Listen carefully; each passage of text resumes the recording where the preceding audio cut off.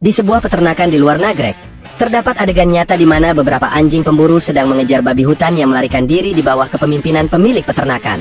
Meskipun babi hutan dikenal agresif, mereka tetap kalah dalam pertarungan berkat kerjasama antara pemilik peternakan dan anjing-anjing tersebut. Namun, metode menangkap babi hutan seperti ini hanyalah setetes air di tengah lautan untuk masalah populasi babi hutan yang semakin tidak terkendali. Oleh karena itu, pemilik peternakan memutuskan untuk menggunakan jebakan kandang besi yang lebih efisien untuk membasmi babi hutan tersebut. Kemudian, pemilik peternakan memilih sebuah area terbuka yang sering dikunjungi oleh babi hutan untuk memulai tindakan.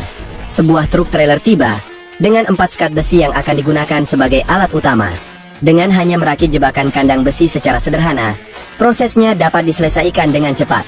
Butiran jagung merupakan umpan favorit bagi babi hutan. Untuk menarik lebih banyak babi hutan, pemilik peternakan menebarkan 1 kantong penuh butiran jagung di tengah kandang.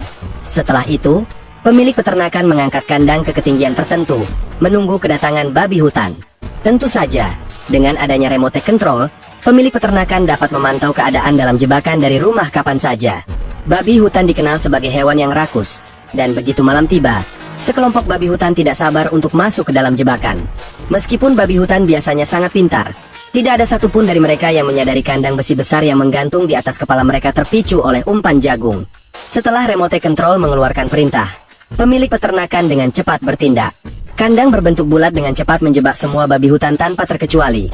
Sementara babi hutan yang kuat hanya bisa memperparah nasibnya dengan menabrak dan melukai diri sendiri. Dengan sekali tangkapan, pemilik peternakan berhasil menangkap lebih dari 10 babi hutan, dan merasa sangat senang sepanjang malam. Keesokan harinya, pemilik peternakan datang lagi dengan truk trailer untuk mengambil hasil tangkapan tersebut. Bagaimanapun, babi hutan yang berlimpah sudah dianggap seperti hama oleh penduduk setempat.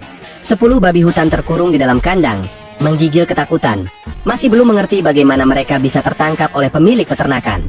Mencium aroma kemetongan, seluruh keluarga babi hutan tidak berani melangkah ke dalam trailer. Namun, keadaan sudah tidak dapat diubah. Mereka hanya bisa menyerah kepada pemilik peternakan. Setelah gelombang pertama babi hutan dimasukkan ke dalam ruangan gelap, babi hutan lainnya berusaha sekuat tenaga untuk menabrak kandang besi. Dengan kulit yang keras dan daging yang tebal, serta tanpa predator alami, jumlah babi hutan yang banyak harus dikendalikan secara berkala untuk menjaga keseimbangan.